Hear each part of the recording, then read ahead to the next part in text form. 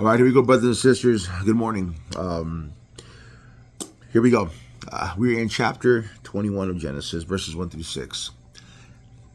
And it says right here, the Lord kept his word and did for Sarah exactly what he had promised.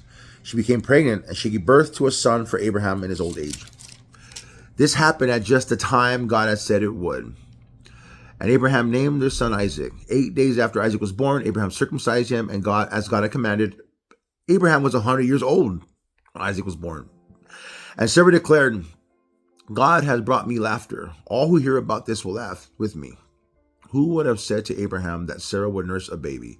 He'd have given Abraham a son in this old age. What stands out to me here is verse 2. She became pregnant and she gave birth to a son for Abraham in his old age. This happened at the time God had said it would. At the time God said it would. God's timing. I like down here in my insert because it says this. God keeps his word. When we claim his promises, we know that our sovereign God is able to fulfill them. We may find ourselves in a situation that seems as impossible, but with God, all things are possible. Timing is, for me, just this word time, walk circumspectly, redeeming the time, walk wisely.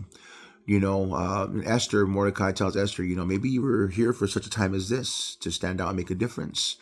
We have the fullness of time of the Gentiles. When Jesus was asked to do certain things, like, hold on, it's not quite yet my time yet.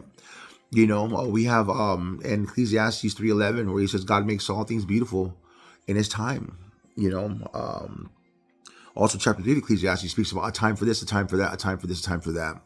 Abraham was 100 years old. It sounded like he was running out of time, but no, it was just on time, like God said it would happen. As I sit here and think about time, God has told me certain things that would come to happen. They would come and come to pass. And my mistake was I gave it a time frame. This is 14 years from the promise to conception. I believe it's 14 years. Just learning to not waste time thinking what's going to happen or projecting what's going to happen and trying to force my thoughts on others. I had a conversation with my daughter yesterday. She came to visit for lunch and she shared some things with me, some truths that I needed to hear. And though she said they've shared it throughout the decades I've been there, it never sat. I kept sitting there thinking, how come I didn't understand this then? How come I didn't know that then and I know it now?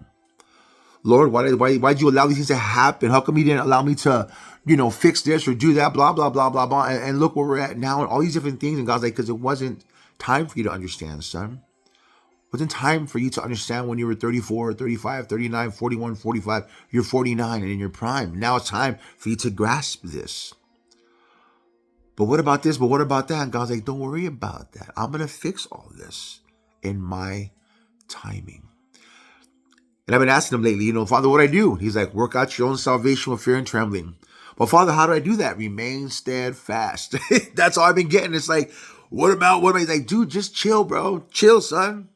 Stop wasting time thinking about what isn't. And stop pouring what was it? Just the other day I was talking about that. How we waste our time trying to figure out life when yet we should just use that time to live it. In Ecclesiastes, just live life like God said. Eat, drink, and be merry. Enjoy the fruit of your labor. That's what time it is. You know what I'm saying? And it's just like right now there's war on the other side of the world. And it's going to be hitting here sometime soon. We're already at spiritual war.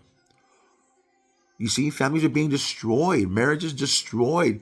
I got 4 or 5 friends now that died in the last 5 months, taking their lives, wrong place at the wrong time, just not waking up. And here I am alive. It's my time, I guess. But I just think about this whole thing about God's timing is amazing.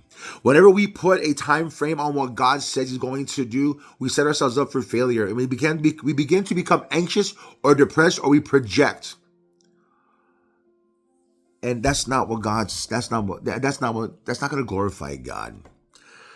Again, I see this morning thinking about God's timing. Well, then what do? Just get up and live life and allow God to do what he's going to do. Because you know what? The promise that he gave you, maybe we're not ready for it. We're not mature enough to handle it, or it's not ready. You see what I'm saying? There's still pieces of the puzzle that are missing. He says in Proverbs 3, 5, and 6, trust in the Lord with all your heart. Lean not on your own understanding.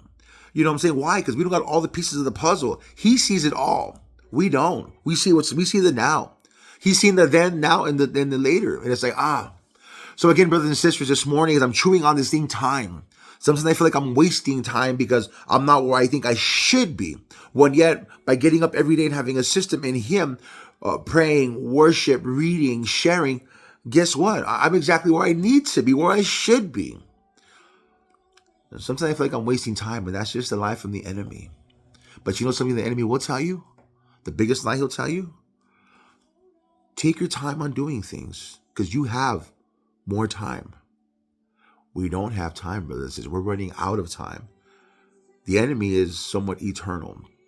He's been here from the beginning of time. And guess what? He's going to be eternal too, forever in the lake of fire. We're running out of time. Every second that passes by, we can't get that back. What are you doing with your time?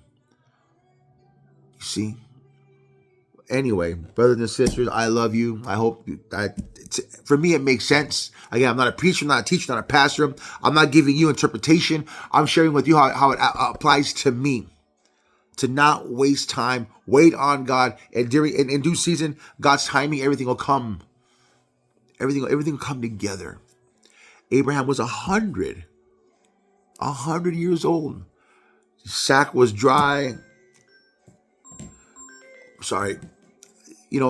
Couldn't perform allegedly and all this. And even the womb of Sarah dry, and look, at 100 years old, he gives birth to a son of the covenant promise. I think he lives 80 more years, gets remarried, has 5 more sons and a lot more daughters. Anyway, it's just, again, trusting in God, just waiting on him,